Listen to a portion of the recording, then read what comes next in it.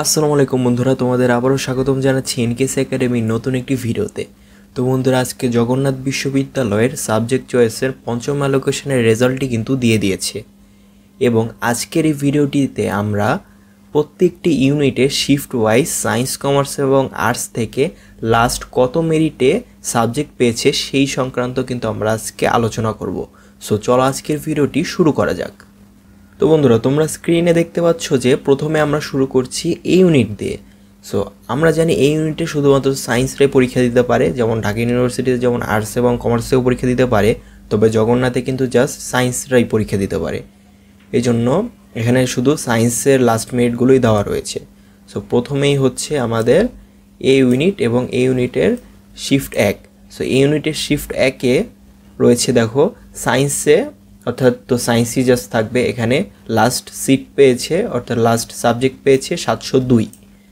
এরপরে shift 2তে subject পেয়েছে 683।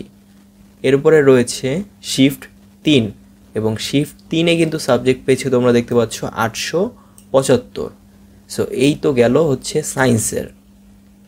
এবার বি ইউনিট অর্থাৎ কলা ইউনিট, এখানে কিন্তু 3টি শিফটে পরীক্ষা হয়ে থাকে এবং এখানে সায়েন্স, কমার্স, আর্টস 3 গ্রুপ থেকেই পরীক্ষা দিতে পারে এবং 3 গ্রুপেই কিন্তু লাস্ট পজিশন অর্থাৎ লাস্ট কততে চান্স পেলো সেটি কিন্তু আমরা দিয়েছি।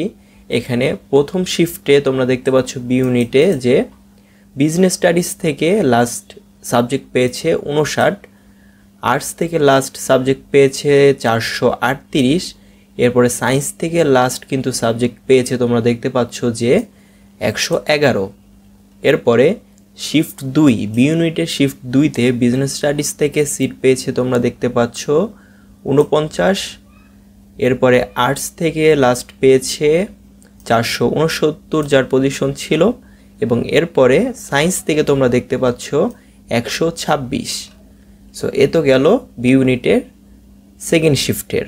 এরপরে শিফট 3-তে তোমরা দেখতে পাচ্ছ বিজনেস স্টাডিজ থেকে পেয়েছে 53, এরপর আর্টস থেকে তোমরা দেখতে পাচ্ছ 524 যার পজিশন ছিল সে লাস্ট সাবজেক্ট পেয়েছে, এবং সায়েন্স থেকে তোমরা দেখতে পাচ্ছ যে লাস্ট যার 72 ছিল পজিশন সে সিট পেয়েছে। এরপরে রয়েছে সি ইউনিট অর্থাৎ ব্যবসা শিক্ষা ইউনিট। এখানে 2টি শিফট রয়েছে, শিফট 1 এবং শিফট 3, শিফট 2 কিন্তু নেই।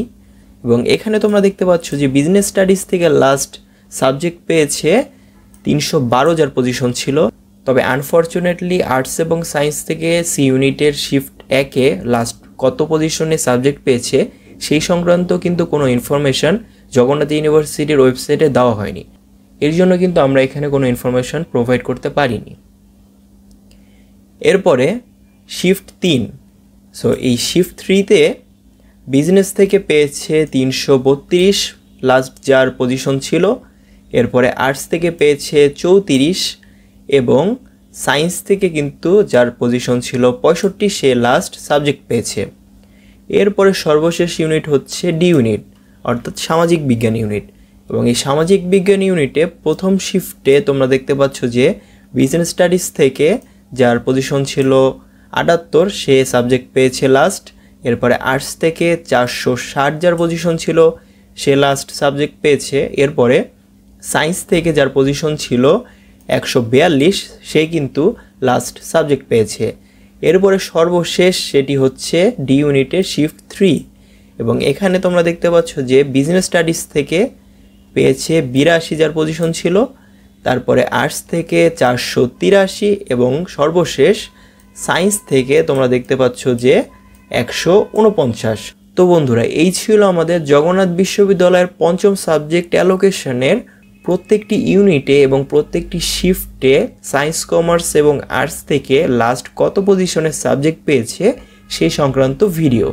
আশা করছি এই ভিডিওটি তোমাদের ভালো লেগেছে। যদি ভালো লেগে থাকে ভিডিওটিতে লাইক করবে এবং তোমাদের বন্ধুদের মাঝে আমাদের ভিডিওটি শেয়ার করতে পারো, এবং যারা আমাদের এনকেএস একাডেমিতে নতুন তারা অবশ্যই আমাদের ফেসবুক পেজটিকে ফলো করবে এবং আমাদের ইউটিউব চ্যানেলটিকে সাবস্ক্রাইব করবে। সো দেখা হচ্ছে পরবর্তী ভিডিওতে। আল্লাহ হাফেজ।